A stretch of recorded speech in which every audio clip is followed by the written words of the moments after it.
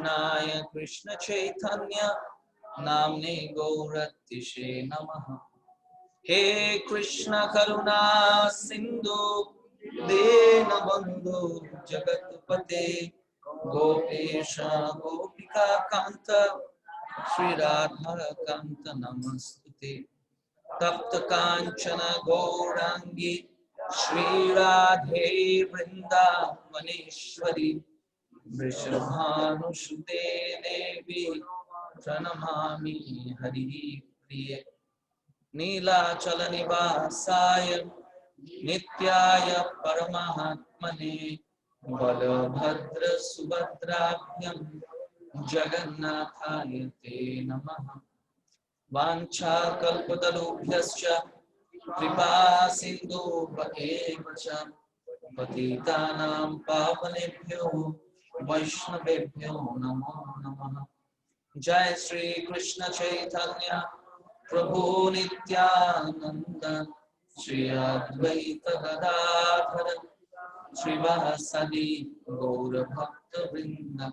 हरे Krishna Krishna Krishna Hare Hare Hare Ram Ram Ram Hare Hare.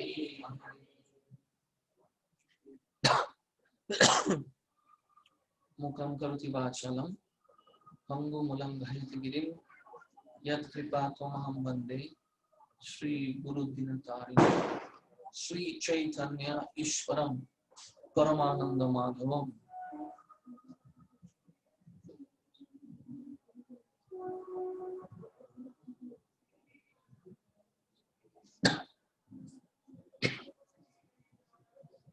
Okay, हरे कृष्णा।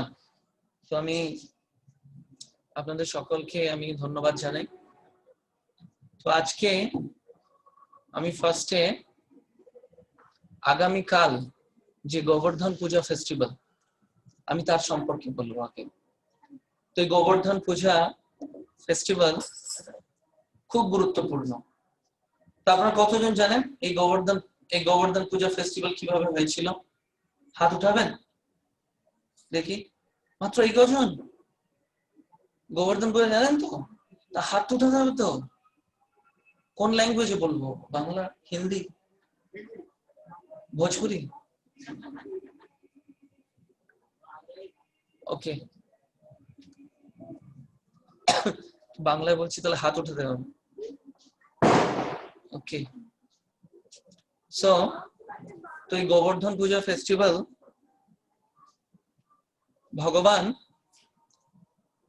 ভগবদ গীতাতে ভগবান বলছেন জন্ম কর্ম চমেব দিব্যম जो व्यक्ति तत्वता तक्त्या देहम पुनर्जन्म नैति मामेति तो अर्जुन। তার মানে ভগবান বলছেন যে অর্জুন, আমার জন্ম আর কর্ম হচ্ছে দিব্য। মাতাজি প্রভু আছেন?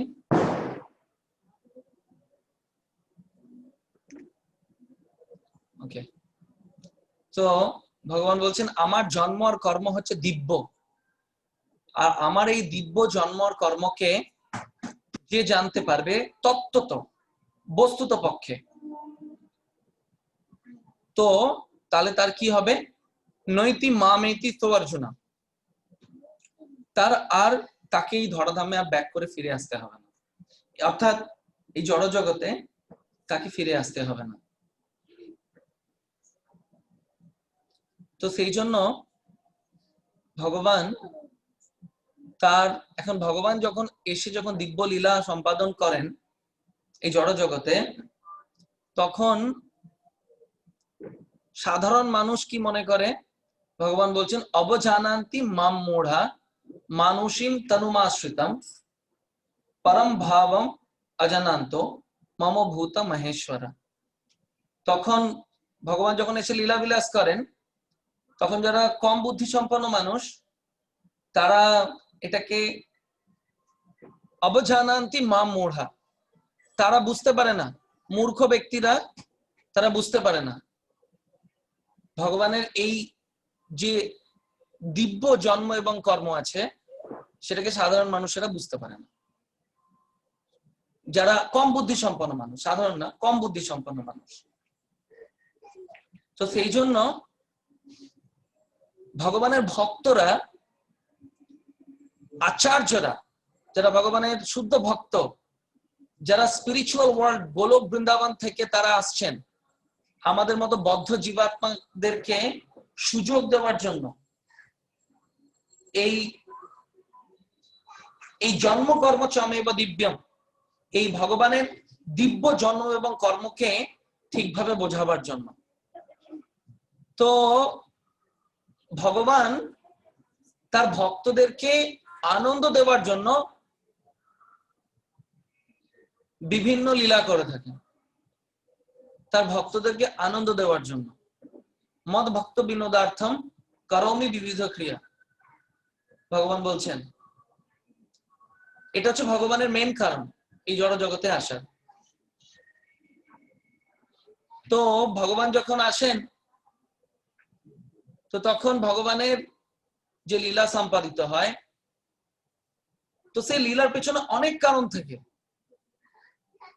ভগবান একটা লীলার মাধ্যমে অনেক কিছুকে সম্পাদন করেন। তো এই গোবর্ধন লীলাতে আপনারা সেটা দেখতে পারবেন, উপলব্ধি করতে পারবেন। তো প্রত্যেক বছর এই ব্রজবাসীরা তারা ইন্দ্র পূজা করতেন।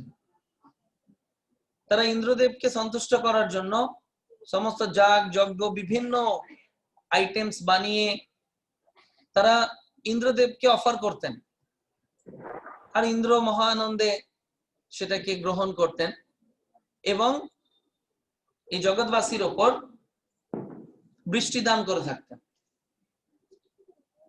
তো এখন তো ইন্দ্র হচ্ছে স্বর্গের রাজা, ইন্দ্র হচ্ছে দেবতা, এবং কেউ 100টা অশ্বমেধ যজ্ঞ সম্পাদন করলে ইন্দ্র হতে পারে, শ্রীমদ্ ভাগবতম বলছে। তো ইন্দ্র এই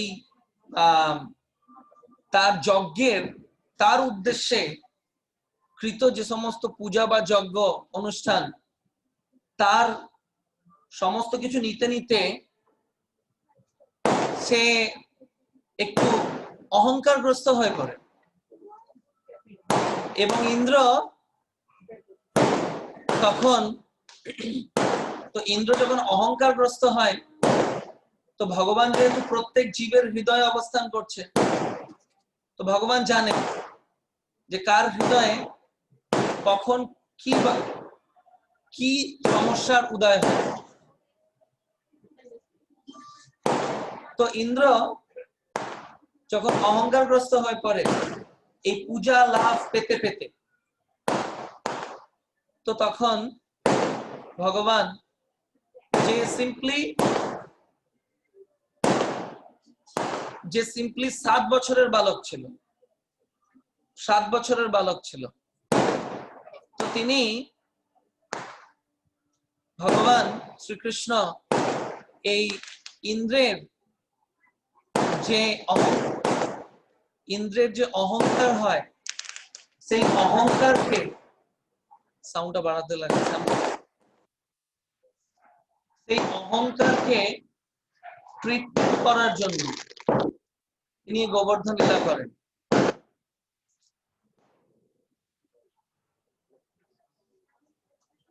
ওকে, তো কিরকম ভাবে?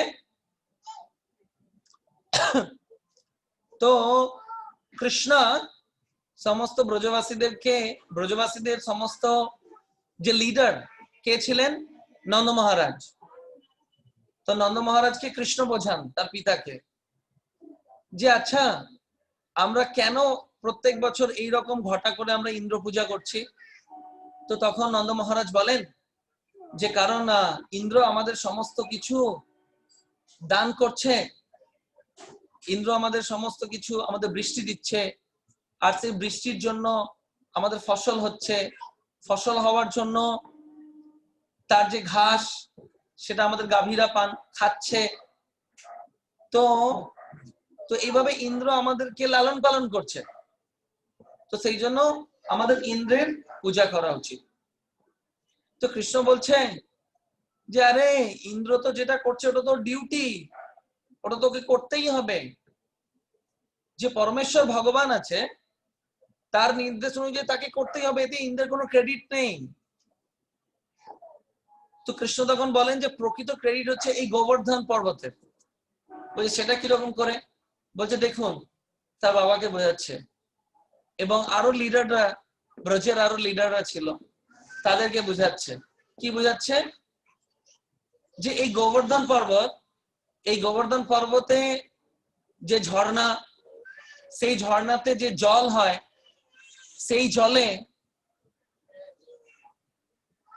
প্লিজ বাচ্চাদেরকে মানে বাচ্চারা ইয়ে করলে ডিস্টার্ব হয়ে যায়। তো এই গোবর্ধনের যে জল, এই গোবর্ধনের জলে আমাদের যে প্যাস সেটা মেটে। এই গোবর্ধনের জল দিয়ে যে যে প্লাগিং হয়, ফার্মিং হয়, মানে কি চাষবাস হয়, তো তা দিয়ে আমাদের ফসল ফলে। এই গোবর্ধনের যে ঘাস হয়, সেই ঘাস আমাদের গাভীরা খায়। তো আমাদের সমস্ত, তো কৃষ্ণ এত মিঠি মিঠি মানে মানে কি বলবো মিষ্টি ভাষা বলে তার তো ব্রজের যে লিডার তাদেরকে একদম সন্তুষ্ট করে দিলেন। তো সেই জন্য কৃষ্ণ বললেন যে সেই জন্য আমাদের ইন্দ্র পূজা করার কোনো দরকার নেই, আমাদের গোবর্ধনের পূজা করা উচিত। তো সবাই কনভিন্স হয়ে গেল কৃষ্ণের কথায়। তো তখন সমগ্র ব্রজবাসীরা ইন্দ্র পূজার পরিবর্তে গোবর্ধন পূজার আয়োজন করে। তো ইন্দ্র তখনও বুঝতে পারেনি যে ইন্দ্রের পূজা আজকে ক্যান্সেল হয়ে গেছে। তো সমগ্র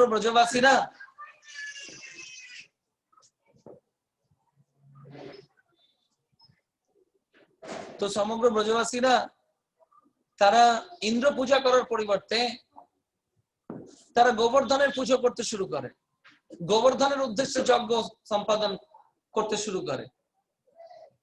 আর এই গোবর্ধনের উদ্দেশ্যে অনেক ভোগ নিবেদন করেন। তো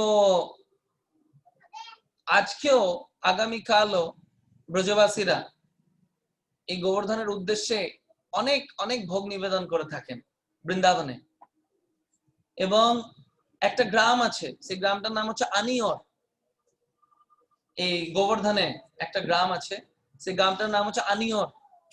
এই গ্রামটাতে গোবর্ধন সমগ্র ব্রজবাসীদেরকে বলছিলেন তোমরা আরো নিয়ে আসো, আরো নিয়ে আসো।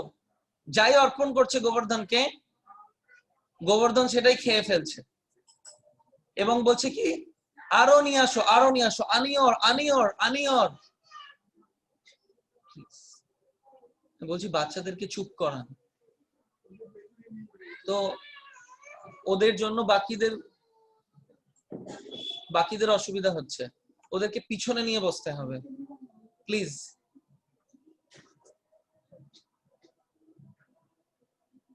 সো এই গোবর্ধনের, তো গোবর্ধন যাই গোবর্ধনকে নিচ্ছে, গোবর্ধন তাই খেয়ে ফেলছে।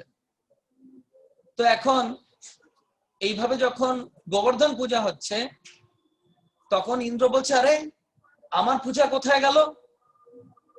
তখন তার ইন্দ্রের যে ইন্দ্র প্রলয়ের সময় যে বৃষ্টি করে, সেই বৃষ্টির যে লিডার, তো বেসিক্যালি এই প্রত্যেকের একটা ব্যক্তিত্ব আছে, প্রত্যেকের একটা পার্সোনালিটি আছে। তো এই প্রলয়ের সময় যে মেঘ বৃষ্টি করে তার নাম হচ্ছে সম্বর্তক। তো এই সম্বর্তক যে মেঘ, তো এই মেঘকে ডেকে, তো তখন ইন্দ্র বলে যে আরে কি ব্যাপার, আমার পূজার কোনো আমি কিছু পাচ্ছি না, আমার উদ্দেশ্যে যজ্ঞ সম্পাদিত হচ্ছে না, আমি বৃষ্টির দেবতা, আমার ক্যালিবারে সমগ্র জগৎবাসীরা তাদের সমস্ত রিকোয়ারমেন্টকে বা প্রয়োজনীয় জিনিস সামগ্রীকে পেয়ে থাকে। তো তখন এই সম্বর্তক বলছে, আরে কি করব দেবরাজ, একটা বাচ্চা ছেলের কথায় এই ব্রজবাসীগুলোর মাথাটা পুরো ঘুরে গেছে, আর তারা সবাই আপনাকে পূজা করার পরিবর্তে এই একটা মাটির যে ঢের, কি বলে, মিট্টিকা ঢের, মাটির যে পাহাড়, তাকে তাকে পূজা করছে। এর সব মাথা খারাপ হয়ে গেছে ওই বাচ্চাটার পাল্লায় পড়ে। আর দেবরাজ ইন্দ্র তার ভীষণ ক্রোধ, বলছে এত বড় স্পর্ধা, একটা বাচ্চার পাল্লায় পড়ে আমার পূজাকে অস্বীকার করে দিল। সম্বর্তক, সম্বর্তককে প্রলয়ের সময় যে বৃষ্টি হয়, পৃথিবী ধ্বংসের সময় যে বৃষ্টি হয়, সেই বৃষ্টির লিডার, ব্যক্তিত্ব। ওই যে সম্বর্তক, পুরো ব্রজকে একদম পুরো তবাহ করে দাও, একদম পুরো ধ্বংস করে দাও, তোমার বৃষ্টি দিয়ে, তোমার বজ্রপাত দিয়ে, সবকিছু দিয়ে। তো সেই রকম বৃষ্টি শুরু হয়েছে ব্রজে। তো তখন সমস্ত ব্রজবাসীরা বলছে, নন্দ মহারাজ, আমাদের প্রতি দেবরাজ ইন্দ্র রেগে গেছে, এখন আমরা কি করব? তো সমগ্র ব্রজবাসীরা তখন দিশাহারা হয়ে যায়। এত তীব্র বজ্রপাত সহ বৃষ্টি। তাহলে দেখুন, এখান থেকে একটা খুব বড় শিক্ষা আছে। শিক্ষাটা কি? যে কৃষ্ণের শরণাগত হতে গেলে, কৃষ্ণের কথা শুনে আমাদের জীবনকে যাপন করতে গেলে অনেক বাধা বিপত্তি আসবে। আর সেই বাধা বিপত্তিকে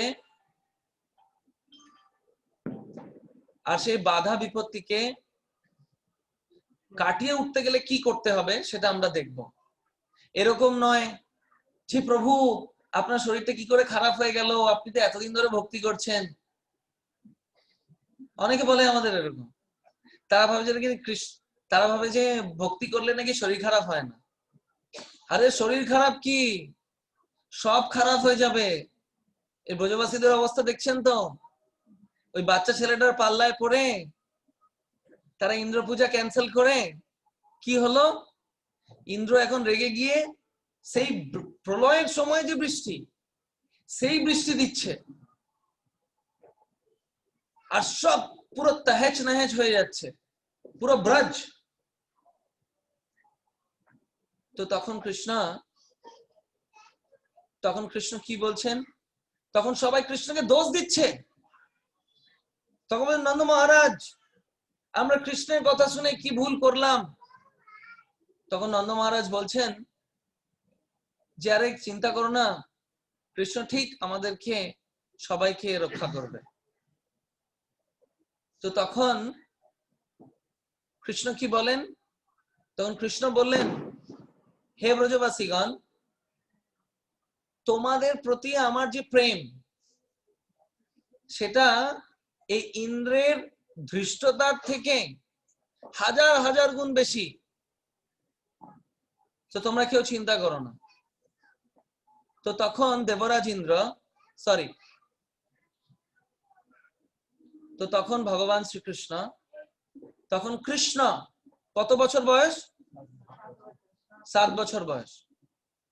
তো অনেকে বলে ওকে, তো তখন কৃষ্ণ কি করলেন, তখন কৃষ্ণ তিনি সমগ্র ব্রজবাসীদেরকে তিনি বললেন যে আপনারা সবাই এই গোবর্ধনের নিচে চলে আসুন।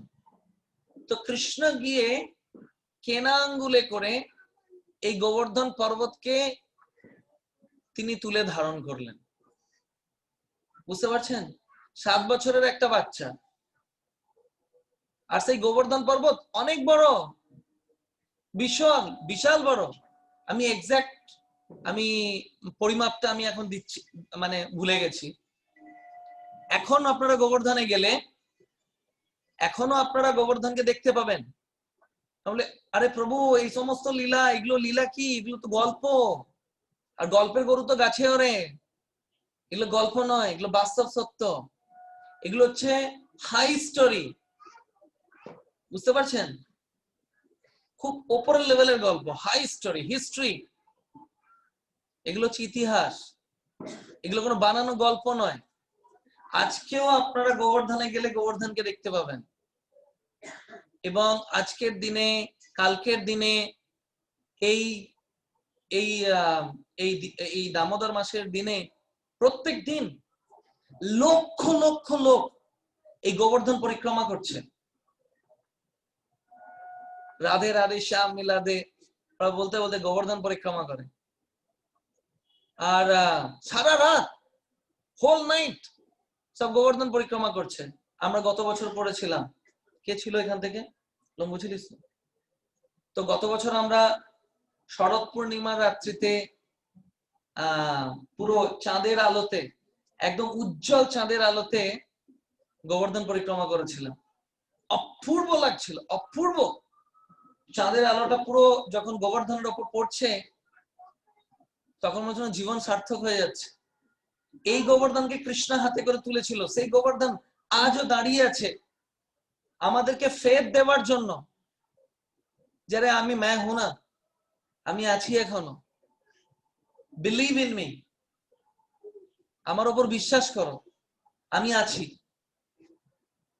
তো এই গোবর্ধন যত দেখবেন তত আশ্চর্য হবেন,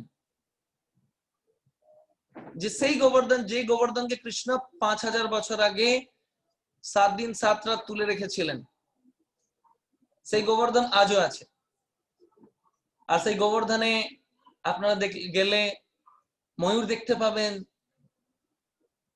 ভ্যারাইটিস টাইপস এর বার্ডস দেখতে পাবেন। একদম আপনি কনভিন্সড হয়ে যাবেন যে হ্যাঁ, এটাই হচ্ছে বৃন্দাবন। তো এই গোবর্ধনকে যখন কৃষ্ণ তুলেছেন, তো তখন ইন্দ্র আরো রেগে গেছে। ইন্দ্র আরো রেগে গিয়ে আরো ভয়ঙ্কর বৃষ্টি করছে, আরো ভয়ঙ্কর কষ্ট দেওয়ার চেষ্টা করছে। আর সমগ্র ব্রজবাসীরা তারা সবকিছু ছেড়ে কার শরণাগত হয়েছে? কৃষ্ণের শরণাগত হয়েছে। কৃষ্ণ এক শরণম। তারা কেউ কেউ আবার সাইড থেকে গিয়ে ইন্দ্র পূজা করতে শুরু করে দেয়নি। বাবা ইন্দ্রদেব রেগে গেছে, আমি একটু ইন্দ্রদেবকে সন্তুষ্ট করে দিই না। তো এটা খুব গুরুত্বপূর্ণ আমাদের ভক্তি জীবনে। আমরা বিভিন্ন দেবদেবীর শরণাগত হলে তার দ্বারা আমরা কিছু টেম্পোরারি বেনিফিট পেতে পারি, কিন্তু আমাদেরকে এই জড় জগতের বন্ধনেই আবদ্ধ থাকতে হবে।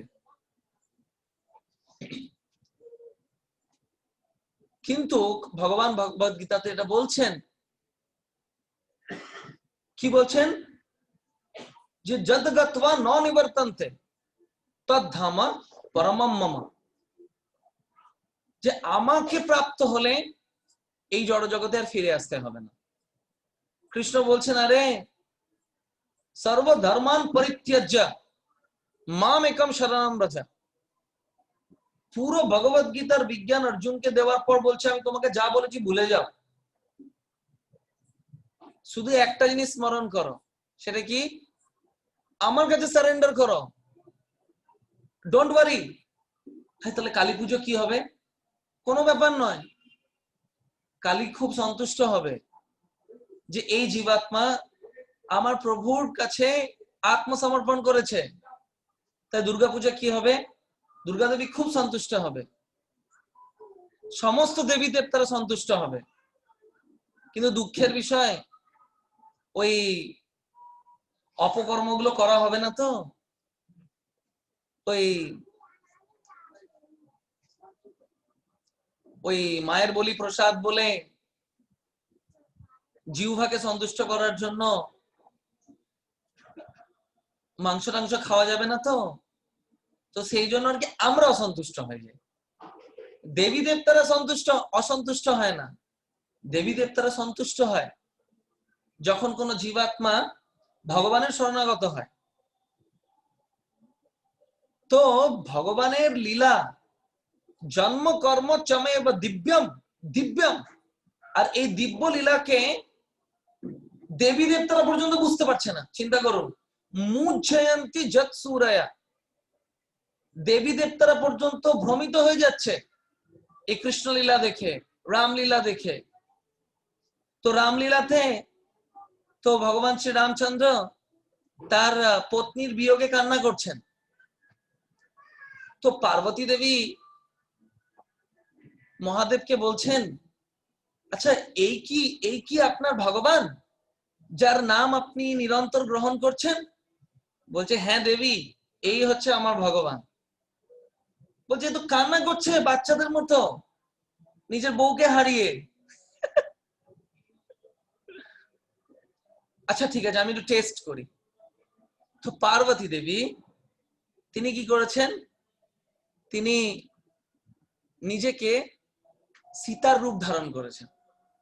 সীতার রূপ ধারণ করে প্রভু শ্রী রামচন্দ্রের থেকে একটু দূরে গিয়ে দাঁড়িয়ে আছে। তো তখন ভগবান শ্রী রামচন্দ্র তিনি ওনার কাছে হন্তদন্ত হয়ে এসছেন। তখন পার্বতী দেবী ভাবছেন যে বুঝে গেছে ফেসে। তো তখন ভগবান শ্রী রামচন্দ্র বলছেন, আচ্ছা মাতা, আপনি এখানে একা একা কি করছেন? মহাদেব কোথায় আপনার সাথে? হায় রে। তো পার্বতী দেবী তখন লজ্জিত হয়ে গেছে। তখন লজ্জিত হয়ে মহাদেবের কাছে গিয়ে ক্ষমা চেয়েছে।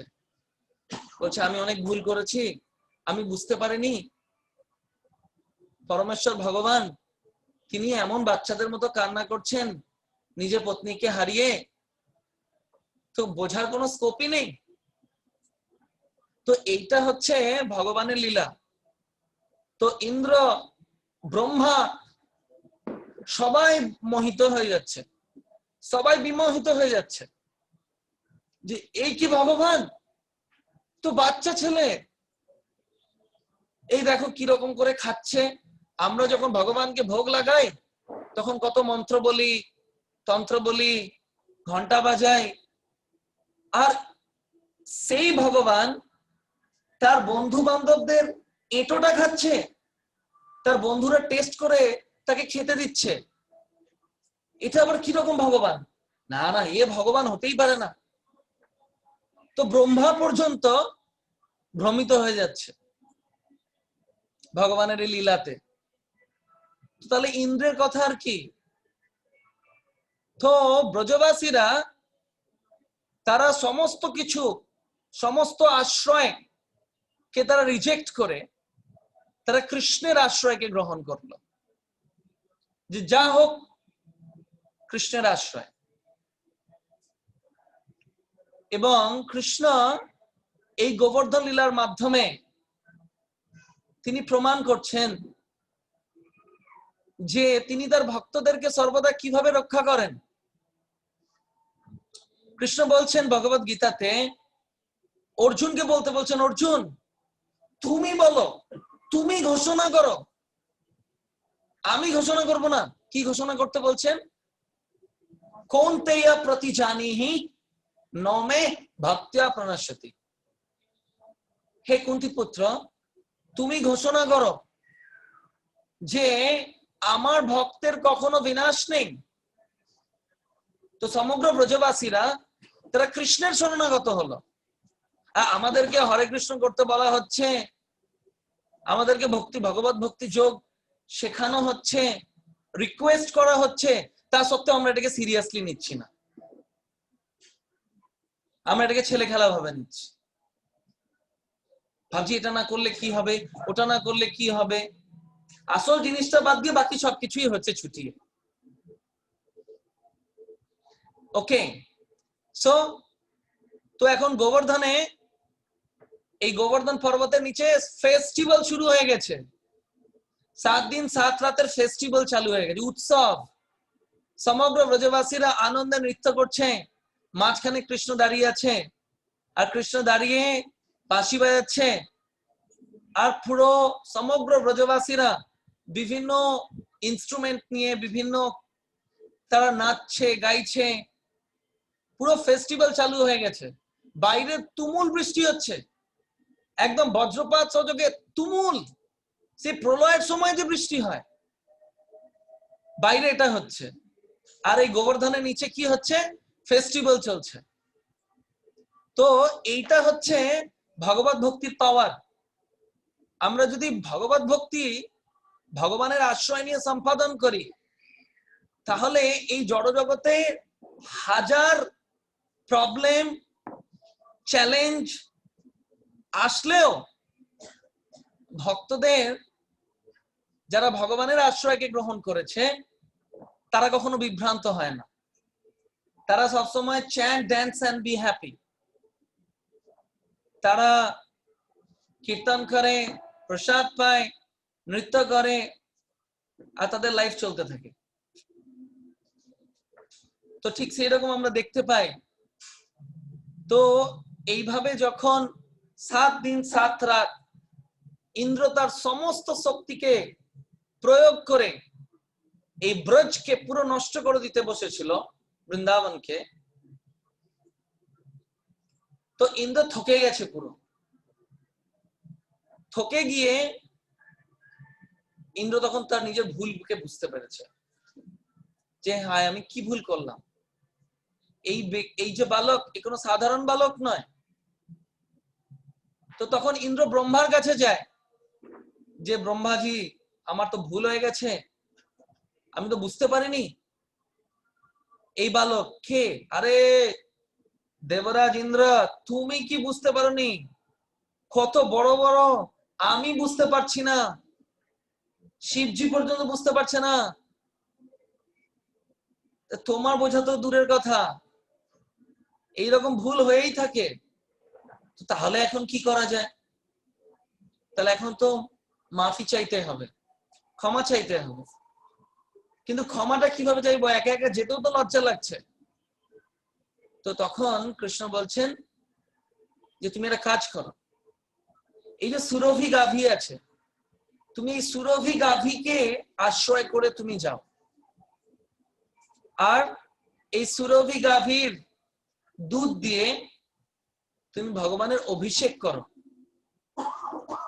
তো ইন্দ্র এই সুরভি গাভীর আশ্রয়কে নিয়ে ইন্দ্র এই গোবর্ধনে এসে উপস্থিত হয়, এবং এই সুরভি গাভীর দুধ দিয়ে কৃষ্ণকে অভিষেক করেন, এবং তার থেকে একটি কুণ্ড তৈরি হয়। এই কুণ্ডটাকে বলে সুরভি কুণ্ড। এখনো আছে বৃন্দাবনে, গোবর্ধনে এখনো এই কুণ্ড আছে। তারপর দেবরাজ ইন্দ্র তিনি কি করেন না, ভগবানের আলাদা করে আবার অভিষেক করেন। এই অভিষেকের জল দিয়ে, দুধ দিয়ে যে কুণ্ড হয়, সেটা হচ্ছে খুব ফেমাস কুণ্ড, সেটা হচ্ছে গোবিন্দ কুণ্ড। আজও আপনারা গোবর্ধনে আসলে গোবিন্দ কুণ্ডের আপনারা স্নান করতে পারবেন, জল নিতে পারবেন। এই গোবিন্দ কুণ্ডের তীরে মাধবেন্দ্র পরিপাদ কৃষ্ণের দর্শন পেয়েছিলেন। মাধবেন্দ্র পরিপাদ ছিলেন শ্রী চৈতন্য মহাপ্রভুর গুরুদেবের গুরুদেব। তার সামনে কৃষ্ণ স্বয়ং এসেছিলেন। তো এই গোবিন্দ কুণ্ডের তীরে আপনারা আজও যেতে পারেন, এবং আজও আপনারা মাধবেন্দ্রপুরীর এই ভজন কুটিরের দর্শন করতে পারেন, যেখানে ভগবান স্বয়ং এসে উপস্থিত হয়েছিল। তো তো এইভাবে তো কৃষ্ণ দেবরাজ ইন্দ্রের দর্পকে চূর্ণ করলেন। 1 নম্বর কারণ যার জন্য তিনি গোবর্ধন লীলা করেছেন। 2 নম্বর কারণ, সেটা কি? 2 নম্বর কারণ হচ্ছে কৃষ্ণ প্রমাণ করলেন যে তার শরণাগত হলে, তার শরণাগত ভক্তের কখনো বিনাশ হতে পারে না, তিনি সর্বতোভাবে তার ভক্তকে রক্ষা করবেন। এখন এই ভক্তকে রক্ষা করার ব্যাপারটাও কিন্তু একটা দিব্য ব্যাপার। কিরকম? কৃষ্ণ নিজের মতো করে তার ভক্তকে রক্ষা করে, আমাদের মতো করে আমাদেরকে রক্ষা করবে না। এই যে কৃষ্ণ, এখন তো প্যান্ডেমিক চলছে, বিজনেসটা একটু ডাউন চলছে, তা তুমি তো বলেছো তুমি তোমার ভক্তদেরকে রক্ষা করো, তুমি একটু, হ্যাঁ না, তুমি একটু একটু একটু বর্ষা করে দাও ঐশ্বর্যের, সম্পত্তির, ধনের, টাকা পয়সার, তবে তো বুঝবো তুমি ভক্তদেরকে রক্ষা করছো। তো এটা যে সম্পূর্ণ জড়জাগতিক বিজনেস। কৃষ্ণ তার ভক্তদেরকে রক্ষা করেন তার নিজের মতো করে। ঠিক যেরকম একটা বাচ্চা ছেলে যেরকম বোঝে না যে চকলেট খেলে তার দাঁতগুলোতে পোকা লেগে যাবে, ঠিক সেরকম আমরাও বুঝি না যে আমাদের প্রকৃত উপকার কিসে। তো আপনারা যদি দেখেন শিল প্রভুপাদের জীবনটা, শিল প্রভুপাদ কিভাবে 40 বছর ধরে ফেলিওর আফটার ফেলিওর এই কৃষ্ণ ভাবনামৃত প্রচারে, তারপরেও তিনি সাহস করে পাশ্চাত্য দেশে গেলেন। সেই জায়গায় তিনি গেলেন যে জায়গার লোকেরা কৃষ্ণের ক পর্যন্ত বোঝে না, তাদেরকে কৃষ্ণ ভক্তি শেখাতে গেলেন। কি আশ্চর্যের ব্যাপার! তো তাতেও কত স্ট্রাগল, তাতেও কত ফেলিয়ার।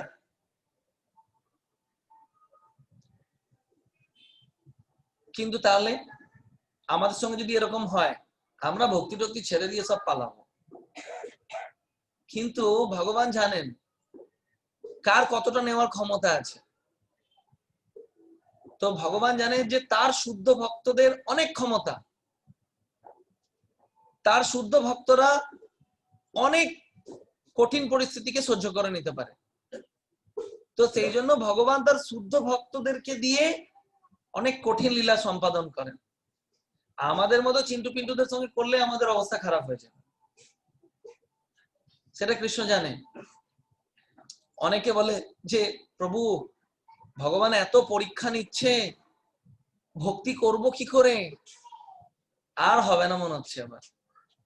আরে বাবা, ভগবান পরীক্ষা আপনার এমন ভাবে নেবে না যেটা আপনার ক্ষমতার বাইরে। আমরা বুঝতে পারি না, আমরা ভক্তি না করার জন্য অজুহাত দিতে এক্সপার্ট, সেই জন্য আমরা এই ধরনের কথাবার্তা বলে থাকি। ওকে, তো কৃষ্ণ প্রমাণ করলেন যে তার ভক্তদের কখনো বিনাশ হয় না। এটা হচ্ছে ক নম্বর কারণ? হ্যাঁ, 2 নম্বর কারণ কেন তিনি গোবর্ধন লীলা করেছেন। 3 নম্বর কারণ হচ্ছে এই গোবর্ধনের মহিমাকে প্রকাশ করা এই জগতে। এই গোবর্ধন আধ্যাত্মিক জগতে, এই গোবর্ধন বিরাজ করেন এবং রাধারানী কৃষ্ণের সঙ্গে এই গোবর্ধনে লীলাবিলাস করেন। তো এই জড় জগতে যখন রাধারানী আসতে চলেছে, তো তখন কৃষ্ণকে বলছে, আচ্ছা এই জড় জগতে গিয়ে বোরিং হয়ে যাবে সব, কি করে আমরা এই গোবর্ধনে আমরা লীলাবিলাস করি, এই গোবর্ধনে আমরা ডেটিং করি, তো কি হবে গোবর্ধন না থাকলে? তো কৃষ্ণ বলছে কোনো চিন্তা করো না, আমি গোবর্ধনকেও নিয়ে যাব। তো আধ্যাত্মিক জগৎ থেকে এই গিরিরাজ এসেছেন। এই গোবর্ধনকে কি বলা হয়? গিরিরাজ। তো তো এই গোবর্ধন এর মহিমাকে যথাযথভাবে জগতের কাছে প্রকাশ করা, যাতে এই জগৎবাসী এই গোবর্ধনের শরণাগত হয়ে কৃষ্ণকে লাভ করতে পারে, সেই জন্য কৃষ্ণ এই গোবর্ধন লীলাকে সংগঠিত করলেন। কিরকম? যেমন চৈতন্য মহাপ্রভু। চৈতন্য মহাপ্রভু হচ্ছে ভক্ত কিন্তু আবার ভগবান। এটা হচ্ছে চৈতন্য মহাপ্রভুর একটা বিশেষ পজিশন। ঠিক সেই রকম এই গিরিরাজ গোবর্ধন, তিনি হচ্ছেন ভগবানেরই বিস্তার, কৃষ্ণেরই বিস্তার, কিন্তু তিনি ভক্ত রূপে নিজেকে প্রকাশ করছেন। এটা হচ্ছে গোবর্ধনের স্পেশাল তত্ত্ব। আর সেই গোবর্ধনের মহিমাকে, তার ভক্তের মহিমাকে ভগবান প্রকাশ করার জন্য এই জগৎবাসীর কাছে, যাতে এই আনেওয়ালে দিন পর্যন্ত সবাই যাতে উপলব্ধি করতে পারে। আর শাস্ত্র বলছে যেই দিন এই গোবর্ধন আর থাকবে না, প্রত্যেক দিন গোবর্ধন একটা সর্ষের দানার সাইজে কমে যাচ্ছে, তার উচ্চতা এই গোবর্ধনের। তো এই গোবর্ধন যখন সম্পূর্ণরূপে বিলুপ্ত হয়ে যাবে, যখন গঙ্গা সম্পূর্ণরূপে শুকিয়ে যাবে, এই দুটো ঘটনা যখন হবে, তখন কলিযুগ সম্পূর্ণরূপে স্থাপিত হয়ে যাবে। এখন তো অলরেডি স্থাপিত আছে, তখন থেকে ঘোর কলি চালু হয়ে যাবে। তো এই যতক্ষণ পর্যন্ত গোবর্ধন আছে, ততক্ষণ পর্যন্ত আমাদের আশা আছে। That is a speciality of Govardhan. তো এটা হলো তাহলে কত নম্বর কারণ? 3 নম্বর কারণ। 4 নম্বর কারণ, এটা খুব স্পেশাল কারণ। 4 নম্বর কারণটা সেটা কি না, কৃষ্ণ প্রমাণ করলেন যে তার শরণাগত হলে আর অন্য কোন দেবদেবীকে ঘুষ দেওয়ার দরকার পড়ে না, আর অন্য কোন দেবদেবীর কে তোষামত করে ভৌতিক প্রাপ্তির জন্য তোষামত করার দরকার পড়ে না। এটা কৃষ্ণ বুঝাচ্ছেন। কৃষ্ণ বলছেন ব্রজবাসীদের, তোমরা ইন্দ্র পূজা বাদ দাও, তোমরা গোবর্ধনের শরণাগত হও। আরে বল, চার্জার লাগবে, চার্জ লাগবে, প্লিজ চার্জ লাগবে। ওকে, সো তাহলে কত নম্বর কারণ এটা বললাম? 4 নম্বর কারণ। তো 4 নম্বর কারণ। 5 নম্বর কারণ, তো 5 নম্বর কারণটা হচ্ছে আরো স্পেশাল। সেটা কি না, এই গিরিরাজের ভগবান যখন গিরিরাজকে ধরে রেখেছিলেন, এই গোবর্ধনকে, তখন 7 দিনের যে ফেস্টিভ্যাল চলছিল, এই 7 দিনের ফেস্টিভ্যালে কি হচ্ছিল জানেন? এটা খুব ইন্টারেস্টিং জিনিস আছে। এই 7 দিনের ফেস্টিভ্যালে ইন্দ্র বাইরে ঝড় দিচ্ছিল, ইন্দ্র বাইরে ঝড় দিচ্ছিল, তুফান দিচ্ছিল, বজ্রপাত সহ প্রলয়ের সময় বৃষ্টি করছিল। এটা ছিল বাইরের তুফান।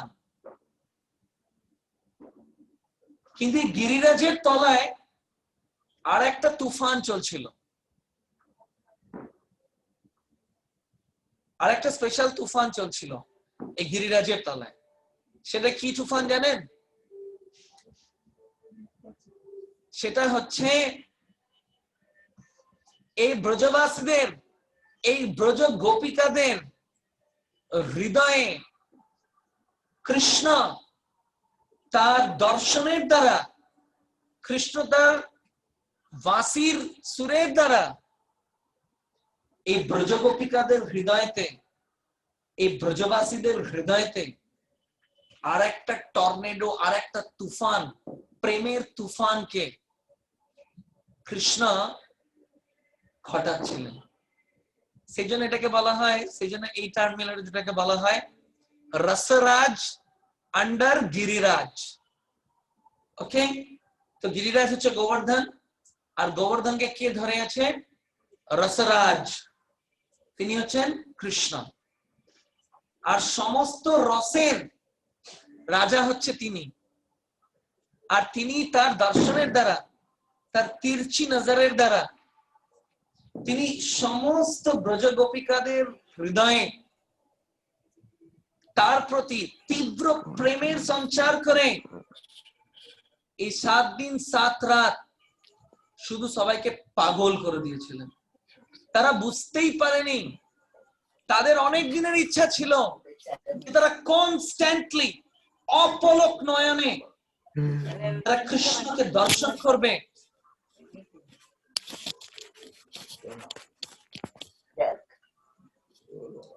তারা অপলক নয়নে কৃষ্ণকে কনস্ট্যান্টলি দর্শন করবে। আর এই ব্রজগোপিকারা তারা ম্যাক্সিমামই ম্যারিড ছিল, বিবাহিত ছিল, সেই জন্য তাদের ফ্যামিলি মেম্বাররা কৃষ্ণের কাছে যেতে দিত না বেশি, কে জানে কি হয়ে যাবে। তো কৃষ্ণ তাদের হৃদয়ের বাসনাকে পূর্ণ করার জন্য কৃষ্ণ এই গিরিরাজকে ধারণ করে 7 দিন 7 রাত তাদের হৃদয়ে প্রেমের তুফানকে ক্রিয়েট করেছিলেন, সৃষ্টি করেছিলেন। এবং তাতে সমগ্র ব্রজবাসীরা এই বাইরের তুফানকে পুরো ভুলে গেছে। কত নম্বর কারণ? 5 নম্বর কারণ। তাহলে ভগবান আর কিসের জন্য করেছিলেন এই গোবর্ধন লীলা? কোন আইডিয়া? আর কেউ বলতে পারবে?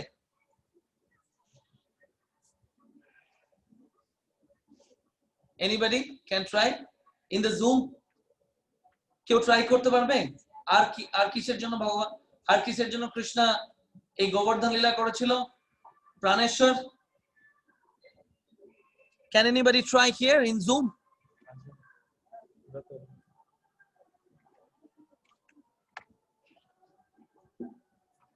Anybody? Chiranjeev Prabhu?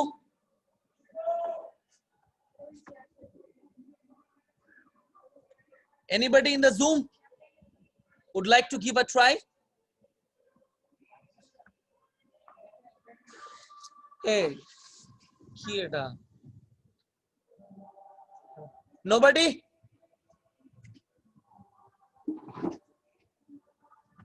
Okay, আমাকে সামনে এগিয়ে যেতে হবে।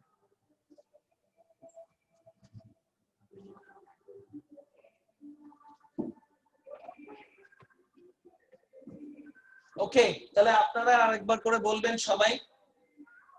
তাহলে 5টা কারণ আমি এখনো পর্যন্ত কি কি বললাম বলে ফেলুন ফটাফট, বলুন। ইয়েস প্রভু।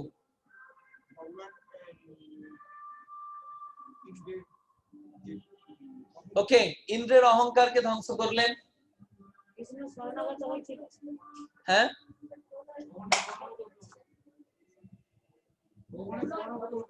ওকে, কৃষ্ণ বুঝালেন যে একমাত্র তার শরণাগত হলেই সব কমপ্লিট, আর কোন দেবী দেবতার শরণাগত হওয়ার দরকার নেই। 2 নম্বর। 3 নম্বর, গিরিরাজের মহিমাকে সবার সামনে স্থাপন করার জন্য। 3 নম্বর। 4 নম্বর,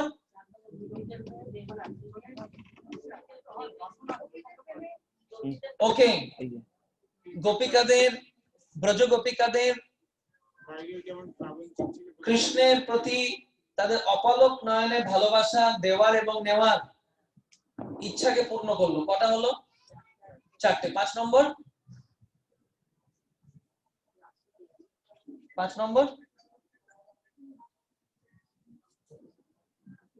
who will speak? বললাম তো 5 নম্বর, 5টা বললাম তো আমি। আরেকটা কে বলবে?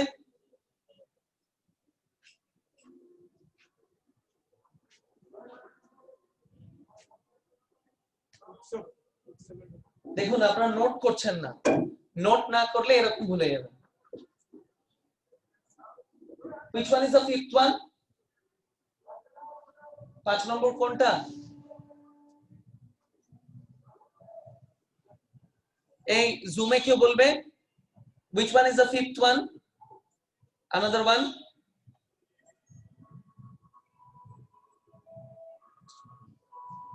Who will speak? Huh? No. না না না, কেন ভগবান গোবর্ধন লীলা করলেন? ওটা তো হয়ে গেছে।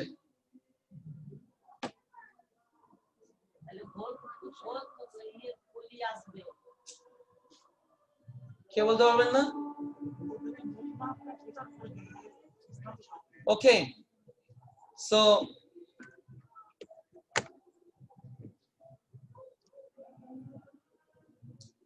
তো আমি 5টা কারণ বললাম এখন অবধি, তো আপনারা 4টে বলেছেন। তো আর একটা হচ্ছে যে কৃষ্ণ সর্বতভাবে তার ভক্তদেরকে রক্ষা করেন, সেইটাকে স্থাপন করার জন্য। ঠিক আছে? তো আর আমি যেটা বললাম খুব গুরুত্বপূর্ণ আর একটা আমি লীলা এই গোবর্ধনের ব্যাপারে বললাম, যে ইন্দ্র কিভাবে কৃষ্ণের কাছে এসে ক্ষমা চেয়েছিলেন। ইন্দ্র সুরভীর শরণাগত হয়ে কৃষ্ণের কাছে এসে ক্ষমা চেয়েছিলেন। তো এইটা হচ্ছে ভক্তি লাইফের একটা সিক্রেট। ভক্তি লাইফে আমাদেরকে, আমরা ভক্তি লাইফে ডাইরেক্টলি কৃষ্ণের কাছে আমরা অ্যাপ্রোচ করতে পারি না। তো আমাদেরকে ভক্তি লাইফে কৃষ্ণের কাছে অ্যাপ্রোচ করতে গেলে আমাদেরকে ভগবানের ভক্ত দরকার। আমরা তো বহু জন্ম জন্ম ধরে অনেক অপরাধ করে এসেছি, অনেক পাপ কর্ম করে এসেছি। তো আমরা ডাইরেক্টলি কৃষ্ণ হচ্ছে সব থেকে পবিত্র, আর সেই সব থেকে পবিত্র ব্যক্তির কাছে আমরা কিভাবে যেতে পারি? আমরা ডাইরেক্টলি যেতে পারবো না। তার জন্য কি করতে হবে আমাদের? তার জন্য আমাদেরকে কৃষ্ণের যারা প্রতিনিধি, যারা ভগবানের ভক্ত, আমাদের তাদের শরণাগত হতে হবে। So this is another very important lesson. এবং এটা হচ্ছে আরেকটা গুরুত্বপূর্ণ শিক্ষা যেটা আমরা পেয়ে থাকছি এই গোবর্ধন লীলা থেকে। আর কি? আর হচ্ছে যে ভগবানের লীলা দিব্য, দেবী দেবতারা পর্যন্ত এটাতে সম্পূর্ণরূপে মুচ্ছয়ন্তী যৎসুরায়া, তারা পর্যন্ত ঘাবড়ে যায়। এটা হচ্ছে ভগবানের লীলা। তো আমরা যদি তো এই গোবর্ধন পূজা আজও আমরা আমাদের বাড়িতে করতে পারি। কিভাবে করতে পারি? আমরা এই গোবর্ধন পূজাতে অন্নকূট বানানো হয়, রাইস দিয়ে, অন্ন দিয়ে পাহাড় বানানো হয়, এবং বিভিন্ন ভাবে আমরা সাজাতে পারি। আমরা বাড়িতে অনেক আইটেম তৈরি করতে পারি। আমাদের ইসকনে আমাদের কি করা হয়, আমাদের মন্দিরের সমস্ত ভক্তদেরকে, যারা আমাদের সঙ্গে যুক্ত, তাদেরকে আমরা বলে থাকি আপনারা সবাই আপনাদের বাড়ি থেকে বিভিন্ন আইটেম করে নিয়ে আসবেন। সো প্রায় 200, 250, 300 আইটেম করে ভগবানের সামনে প্রস্তুত করা হয়। শুনতে পাচ্ছি না। ওকে, শোনা যাচ্ছে না? খুব আওয়াজ একদম খুব মিনিমাম, একবারে শুনতে পাচ্ছি না। হরে কৃষ্ণ প্রভুজি, আমারও অসুবিধা হচ্ছে। হ্যাঁ, তো সেটা তো আগে থেকে বলতে হবে। অনেকটা শুনতে পাইনি, প্রায় 7-8 মিনিট শুনতে পাইনি। এটা কাজ করো তো, ওইটাকে আর একটু কাছে নিয়ে আসো সাউন্ড সিস্টেমটা, অসুবিধা হবে না। Okay, I would like to ask Astik Prabhu, তুমি শুনতে পাচ্ছিলে? আস্তিক প্রভু,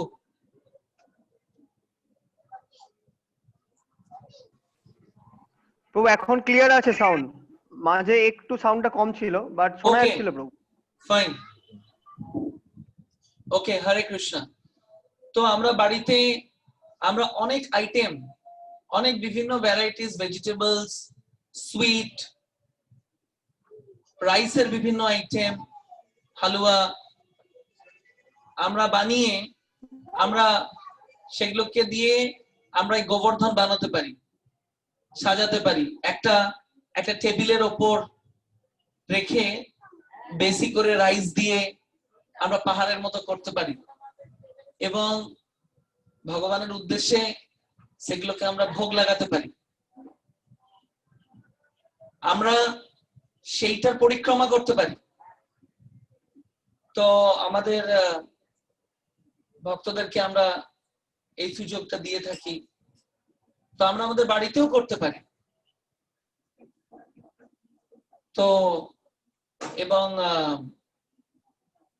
এই গোবর্ধন পূজার এই গোবর্ধন পূজার দিনে গোমাতাদের বিশেষ সেবা করা হয়। ব্রজে, বৃন্দাবনে, গোবর্ধনে। গোবর্ধন মানে হচ্ছে যারা গাভীর মহিমাকে বর্ধন করে, এটা হচ্ছে স্পেশাল। এবং রাধারানী এই গোবর্ধনের অনেক গুণকীর্তন করেছেন। রাধারানী বলছেন যে এই গোবর্ধন হচ্ছে সব থেকে বড় হরিদাস, এই গোবর্ধন হচ্ছেন সব থেকে বড় ভগবানের ভক্ত। কেননা এই গোবর্ধন সর্বতভাবে ভগবানের সেবা করে থাকেন। এই গ্রীষ্মকালে কৃষ্ণ যখন এই গোবর্ধনে যেতেন, তো তখন এই গোবর্ধন শিলা ঠান্ডা হয়ে যেত, আর শীতকালে এই গোবর্ধন শিলা গরম হতো, একদম পুরো এয়ার কন্ডিশন। এই গোবর্ধনের যে গুফাগুলো ছিল সেগুলো এয়ার কন্ডিশন ছিল, যেখানে কৃষ্ণ তার সখাদের সঙ্গে রেস্ট নিতেন। তো সব রকম ভাবে গোবর্ধন ভগবানের তার ভক্তদের সেবা করছেন। তো এই গোবর্ধন পূজার দিনে আগামীকাল আমরা গোবর্ধনের কাছে প্রার্থনা করতে পারি। গোবর্ধনের কাছে ব্রজবাসীরা, গোপিকারা প্রার্থনা করতেন কৃষ্ণের কৃপা পাওয়ার জন্য। তো সেই জন্য তো এই গোবর্ধন পূজা আমরা আমাদের বাড়িতে করতে পারি। অনেক সময় আমরা বিভিন্ন ভক্তরা একত্রিত হয়ে করতে পারি। এই গোবর্ধন পূজা আমাদের বাড়িতে আমরা করতে পারি। It's not very difficult, very easy. এবং এর দ্বারা আমরা গোবর্ধনের বিশেষ কৃপা পাবো। তো আজকে আরেকটা গুরুত্বপূর্ণ দিন, আজকে হচ্ছে দিওয়ালি। আজকের এই দীপাবলির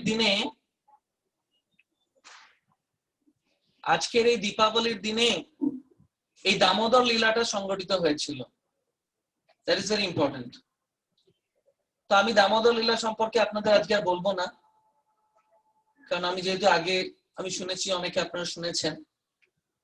তো এই দীপাবলির দিনে ভগবান শ্রী রামচন্দ্র মাতা সীতাকে নিয়ে এবং লক্ষ্মণকে নিয়ে এই অযোধ্যাতে ফিরে এসেছিলেন।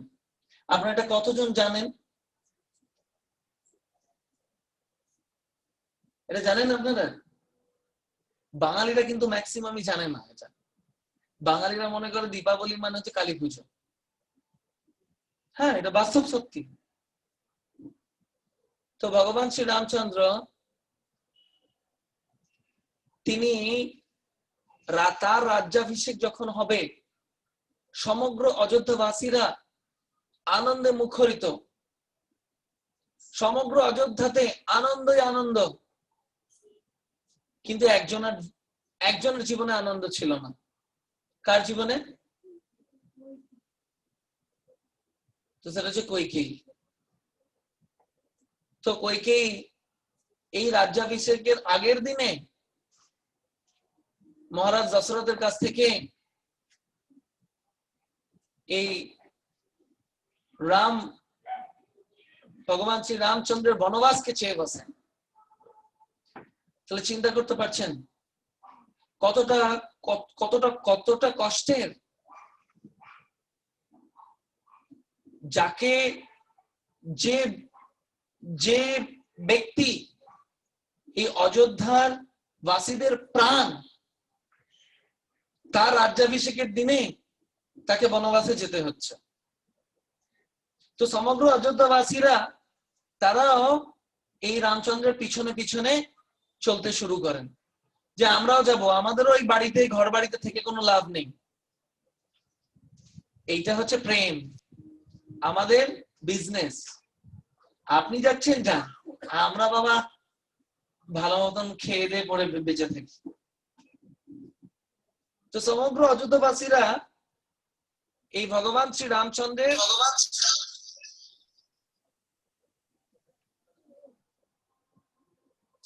পিছনে পিছনে চলতে শুরু করেন। তো অনেক বোঝায় রামচন্দ্র, প্রভু শ্রীরাম তাদেরকে অনেক বোঝান, কিন্তু তারা কেউ শোনে না। তো এই জন্য কি করতে হয়েছিল, এই জন্য ভগবান শ্রী রামচন্দ্র তিনি ট্রিক্স করে, একটু বুদ্ধি খাটিয়ে, যখন সবাই ঘুমিয়েছিল তখন তারা সাইড দিয়ে বেরিয়ে চলে যায়। বলছে তাছাড়া তো সম্ভব নয়, এই লোকেরা চলতেই থাকবে আমাদের সাথে। তো 14 বছর ধরে এই অযোধ্যাবাসীরা তারা তাদের বাড়িতে কোনো দীপক প্রজ্বলিত করেনি। ভগবান শ্রী রামচন্দ্রের বিরহ যন্ত্রণা এত ছিল তীব্র,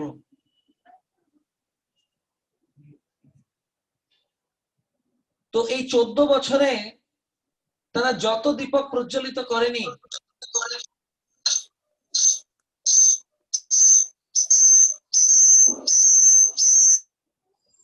তো তত দীপক তারা একদিনে, এই দীপাবলির দিনে তারা প্রজ্বলিত করেছিল। তো আমি একটা খুব গুরুত্বপূর্ণ কথা বলছিলাম যে প্রত্যেক জীবের হৃদয়ে ভগবান আছেন, সে নাস্তিক হোক বা আস্তিক হোক। নাস্তিকের হৃদয়েও ভগবান আছে। দামোদর অষ্টকম রেডি আছে? আমি বলেছিলাম জেরক্স করে আসতে, তুই সবাইকে জেরক্স করে দিয়েছিস? এই হচ্ছে সমস্যা। অনেকের কাছে নেই না ফোন। ওকে, তো আমরা এবার দামোদর অষ্টকম গাইবো বলছি আমি, সেটা সম্ভব। ওকে, তো তো কৃষ্ণ প্রত্যেক জীবের হৃদয়ে বিদ্যমান। সে কৃষ্ণ ভক্ত হোক বা না হোক। কিভাবে? পরমাত্মা রূপে। তো পরমাত্মা রূপে তিনি অফিস ওয়ার্ক করেন, অফিসের কাজ করেন। ও একজন অভক্ত আছে, সে ভক্ত নয়, তো তার কাছেও কৃষ্ণ আছে, তার হৃদয়েও কৃষ্ণ আছে, কিন্তু তার হৃদয়টা হচ্ছে কৃষ্ণের জন্য অফিস। তাকে পরমাত্মা রূপে থেকে তার হৃদয় কিছু সিগন্যাল দিচ্ছে, তুমি এটা করো না, এটা ঠিক নয়, ঠিক আছে এটা করো। এইভাবে কৃষ্ণ অফিসের কাজ করছে, প্রত্যেক জীবের হৃদয় করছে। কিন্তু ভগবত ভক্তের হৃদয় হচ্ছে ভগবানের কাছে তার নিজের বাড়ির মতো, যেখানে যেখানে সে তার নিজের মতো তিনি বিচরণ করতে পারেন, তিনি তার নিজের মতো লীলাবিলাস করতে পারেন। ঠিক যেরকম, এটা খুব স্বাভাবিক না? খুব স্বাভাবিক। যার প্রতি আপনার ভালোবাসা আছে তার বাড়িটাকে আপনার নিজের বাড়ি মনে হবে, তাই না? কিন্তু যার প্রতি ভালোবাসা নেই তার বাড়িটাকে কখনো নিজের বাড়ি মনে হবে না। তো সেই জন্য ভক্তের হৃদয় হচ্ছে ভগবানের নিজের বাড়ির মতো। তো আমাদের অবস্থাটা কিরকম? আমাদের হৃদয় থেকে কইকেই মন্থরার সঙ্গ করে ভগবান শ্রী রামচন্দ্রকে অযোধ্যা থেকে বনবাসে বিতাড়িত করেছিলেন। তো আমরাও ঠিক সেই রকম এই মন্থরার মতো লোকেদের সঙ্গ করে, এই মন্থরার মতো কৃষ্ণকে ভুলে ভোগ করার বাসনার সঙ্গ করে, বা এইরকম বাসনা যুক্ত লোকেদের সঙ্গ করে আমরা আমাদের হৃদয় থেকে ভগবানকে আমরা দূরে সরিয়ে দিয়েছি, বনবাসে পাঠিয়ে দিয়েছি। এটা হচ্ছে আমাদের অবস্থা। তো কৃষ্ণ অনলি আমাদের হৃদয়ে পরমাত্মা রূপে বিরাজ করছে, সেখানে কোনো ভালোবাসার আদান প্রদান নেই। কৃষ্ণ তার তরফ থেকে সমস্ত রকম ভালোবাসা প্রোটেকশন আমাদেরকে দিচ্ছে, কিন্তু আমরা সেটা বুঝতেই পারি না, আমাদের সেই চেতনাই নেই। তো সেই জন্য এই দীপাবলি উৎসব খুব গুরুত্বপূর্ণ। সেই জন্য এই দীপাবলি উৎসবে মাধ্যমে আমাদের হৃদয়ের অন্ধকারকে দূরীভূত করে ভগবানকে, ভগবান শ্রীরামচন্দ্র, কৃষ্ণচন্দ্র, গৌরচন্দ্রকে আমাদের হৃদয়ে বরণ করে নেওয়ার মতো উৎসব হচ্ছে এই দীপাবলি উৎসব। এবং সেটা কিভাবে আমরা করতে পারি? সব থেকে বেস্ট প্রসেস হচ্ছে আমাদের হৃদয়ের অন্ধকারকে দূরীভূত করা, সেটা হচ্ছে ভগবানের দিব্য নামকে জপ এবং কীর্তন করা। হরে কৃষ্ণ কৃষ্ণ কৃষ্ণ হরে হরে, হরে রাম রাম রাম হরে হরে। এই দিব্য নামকে জপ তথা কীর্তন করা এবং ভক্তদের সঙ্গ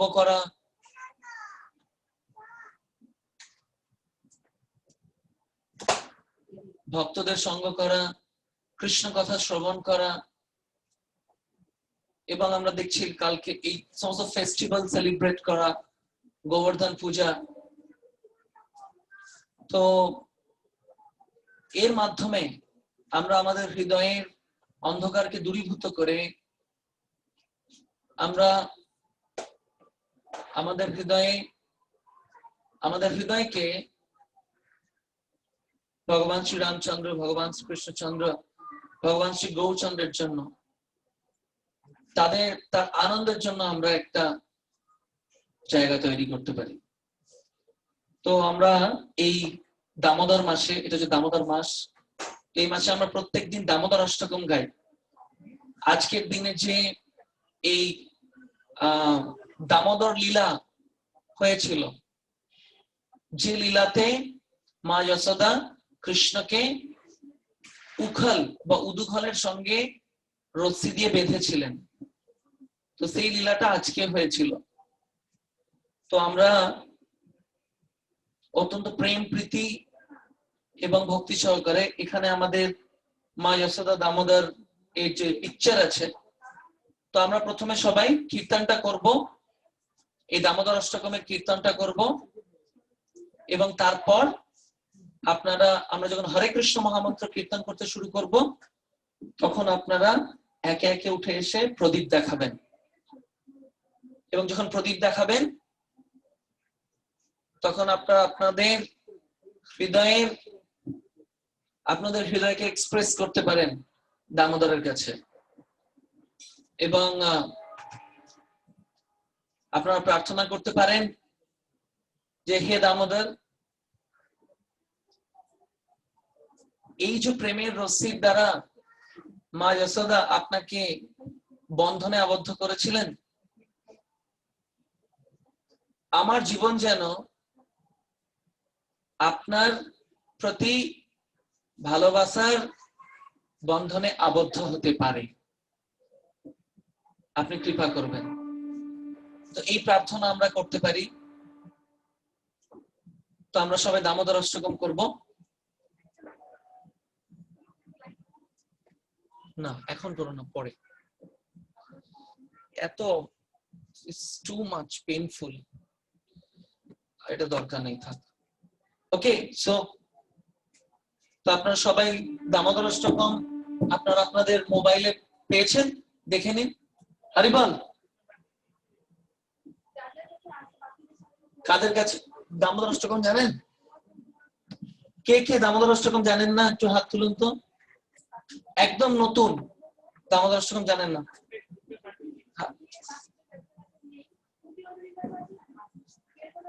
ওকে, so I would like to request, আমি যারা জুমে আছেন আমি তাদের সকলকে রিকোয়েস্ট করব এই মন খুলে এই দামোদর অষ্টকমকে গাইবার জন্য।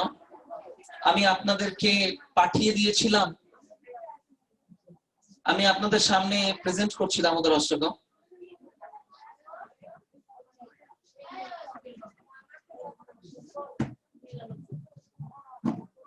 তো আমরা সবাই মিলে এই দামোদর অষ্টকম গাইবো, খুব গুরুত্বপূর্ণ। এবং যারা জুমে আছেন তারা আপনাদের নিজের নিজের জায়গা থেকে এই দামোদর অষ্টকম গাইবেন। আমি বাংলাটা প্রেজেন্ট করছি।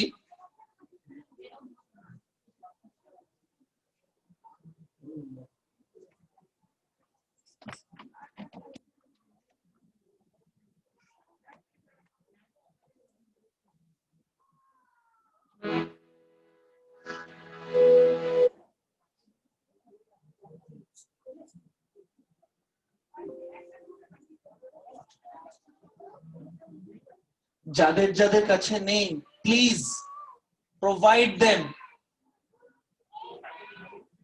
আরে সবাই গ্রুপে আছে, ঠিক আছে আমি জিজ্ঞাসা করবো তারপর কারা কারা পাইনি।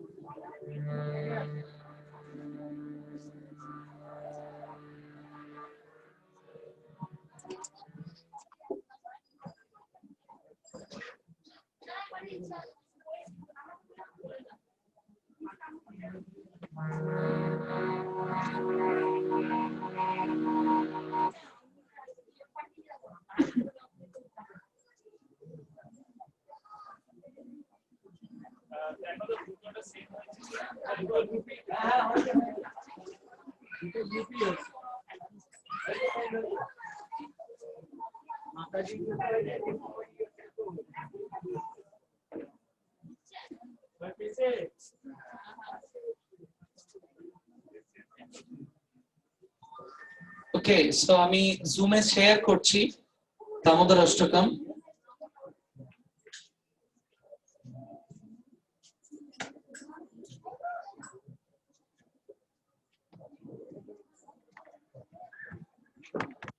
আমি সবাইকে রিকোয়েস্ট করব যারা জুমে আছেন তারা আপনাদের নিজের নিজের জায়গা থেকে আপনারা এই দামোদর অষ্টকম গাইবেন। আমি যেভাবে গাইবো সেই টিউনটাকে ফলো করে। সুদেবী কে করতাল তুমি বাজাবে? দুতালে হবে। নমামি শরণ সব, ঠিক আছে ওকে।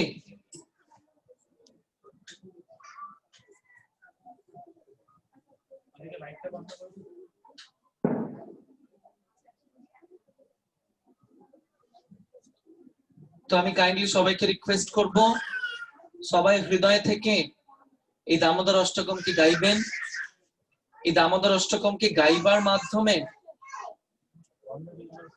ওদেরকে নিচে নিয়ে যাওয়া, এই দামোদর অষ্টকমকে গাইবার মাধ্যমে আপনারা ভগবানের প্রতি আপনাদের প্রেমকে ডেভেলপ করতে পারবেন।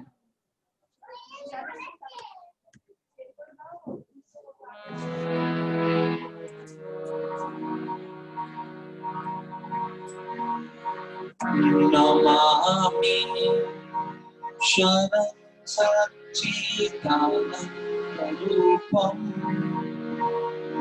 লসৎকুণ্ডলং গোপুরে রাজমানম। সবাই বলুন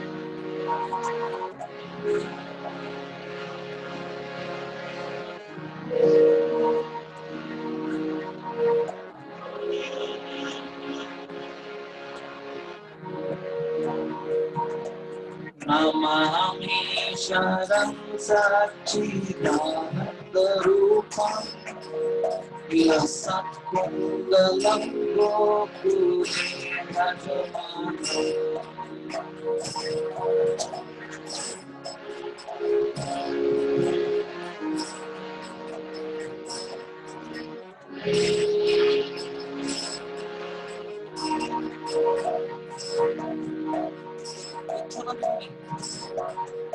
সবাইকে রিকোয়েস্ট করছি আপনারা সবাই দেখুন, এখনো কিন্তু অনেকে পাইনি,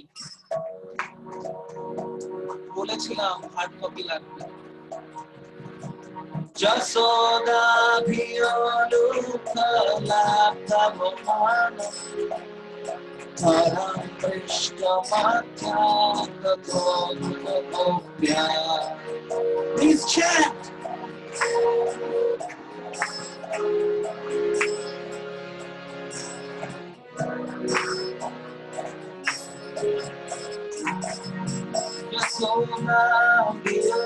सुखलाभ्रभुमानं परापृष्ठमाख्यान्तदोरुगमोख्या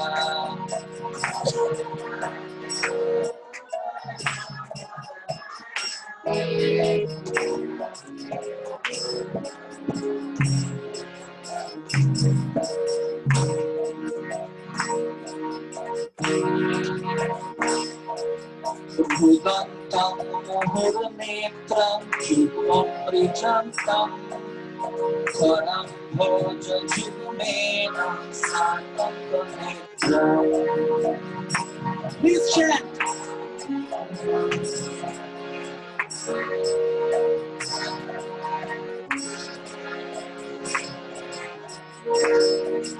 Mohosachakam Tvatrirekam Kumanta Sito Reva Damodaram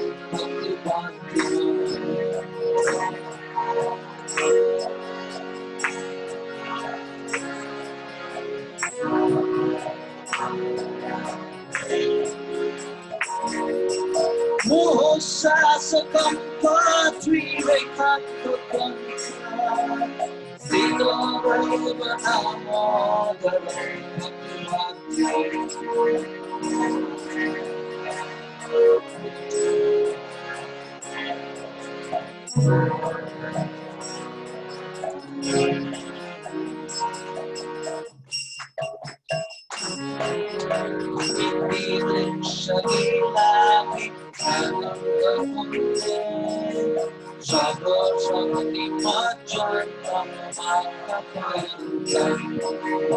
Chant.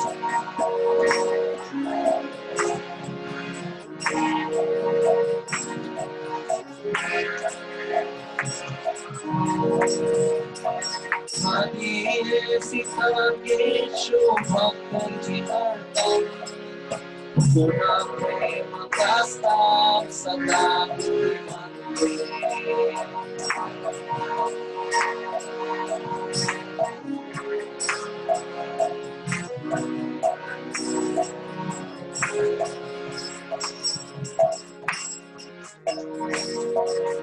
Dharam Deva Moksham Moksha Bodhiva Mochalam Prineham Padeshagapiva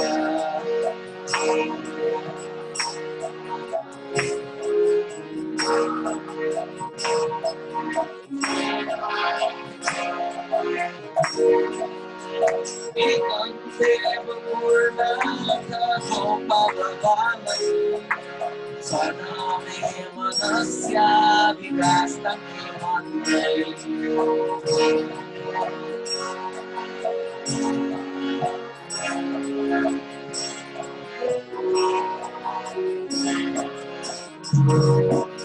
Ekam Deva Purnatha Gopalavanam Sadame Manasya Vigastam Himandai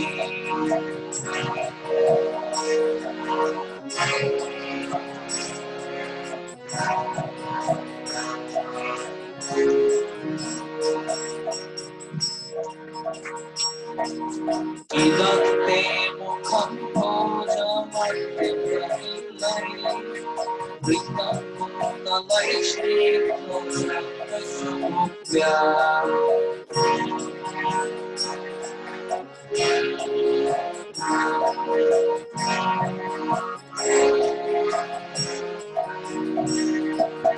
Mohoschumitam bimbarataphayanme Manasya vidastam vadulachalame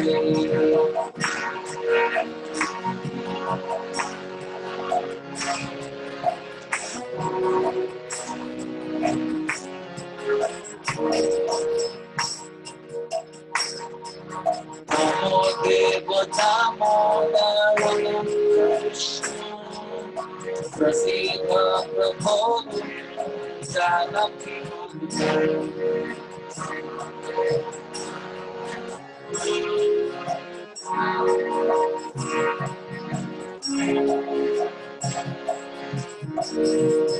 Dipa Drishti Drishta Dinam Padre,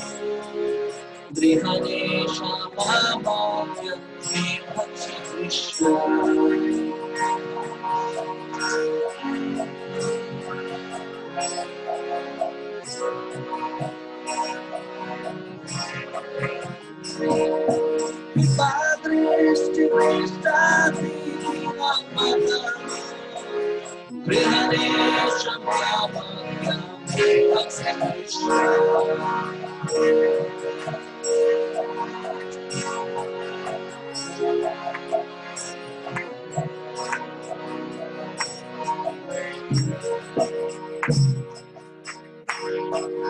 Kubera mojo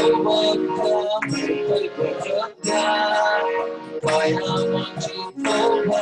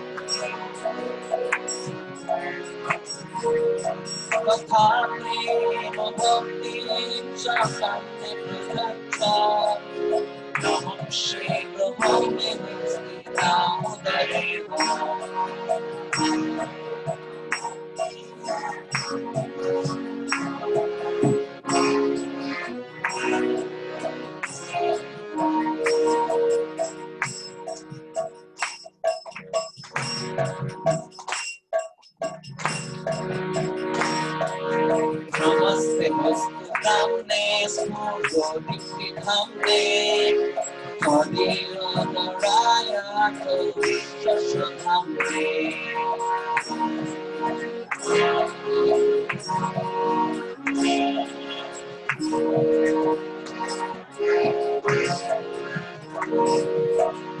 Namo Radhika Vai Kariya Priya Vai Namo Nanda Lilaya Devaya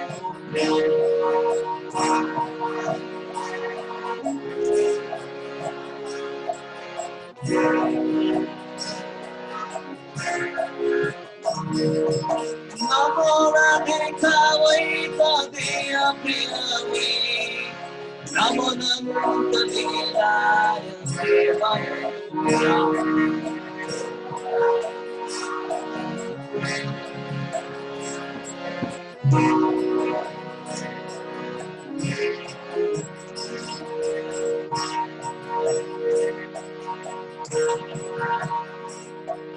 Hare Krishna, Krishna Krishna, Hare Hare, Hare Rama, Hare Rama, Rama Rama, Hare Hare. Please chant. কাজে সবাই lamp offer করবেন মায়ের সহ দামোদরকে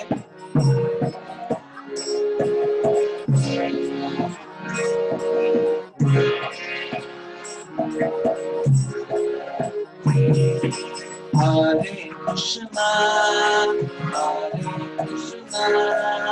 Krishna Krishna Hare Hare Ram Hare Rama, Rama Rama, Hare Hare. সবাই কীর্তন করুন হৃদয় খুলে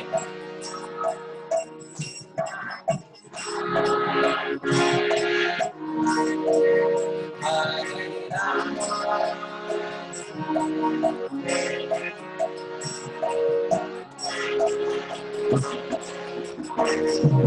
Hare Krishna,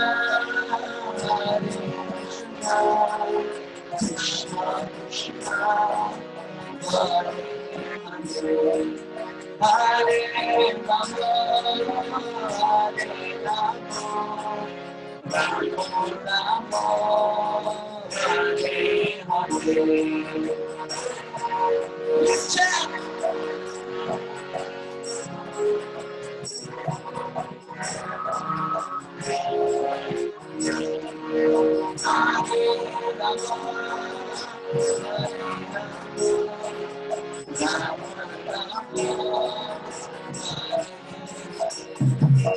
Hare Krishna, Krishna Krishna, Hare Hare, Rama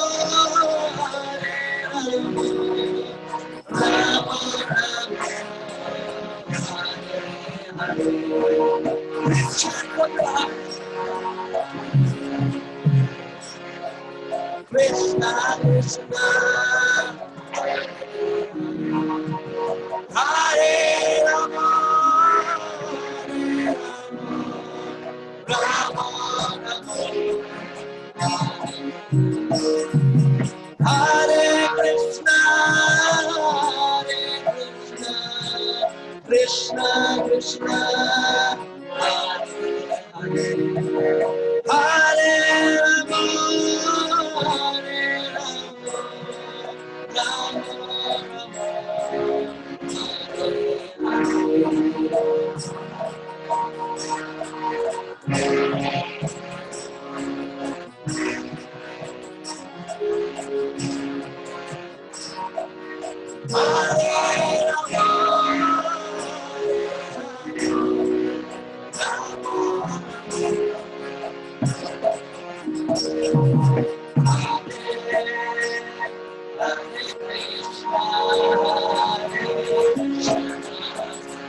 Krishna Krishna, Hare Rama, Hare Rama, Rama Rama. Please check, somebody pick up.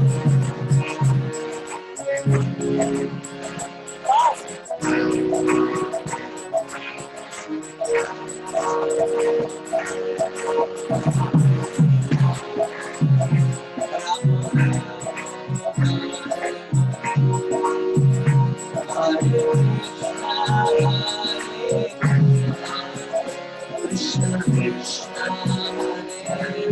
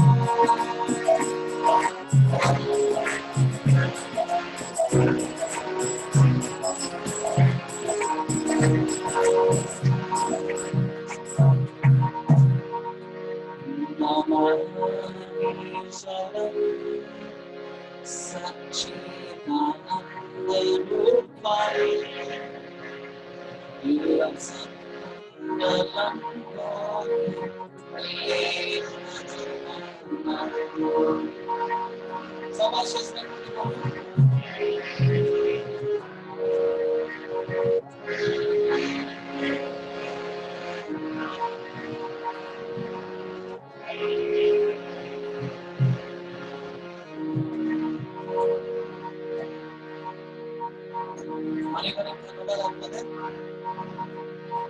Shri Yashoda Damodar की जय, कार्तिक दीपदान फेस्टिवल की जय, श्री गोवर्धन पूजा महामहोत्सव की जय, श्री दीपावली महामहोत्सव की जय, गौर प्रेमानंदे Hari Hari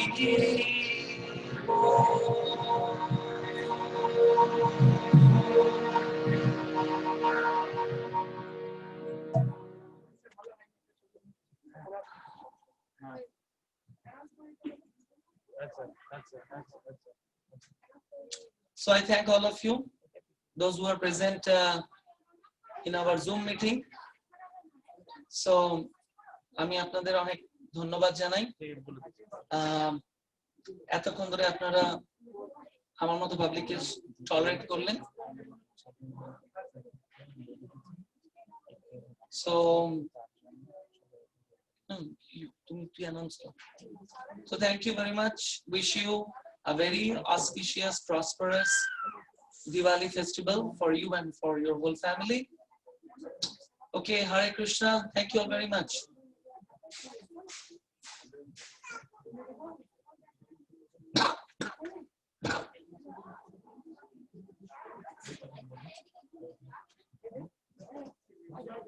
It's been announced.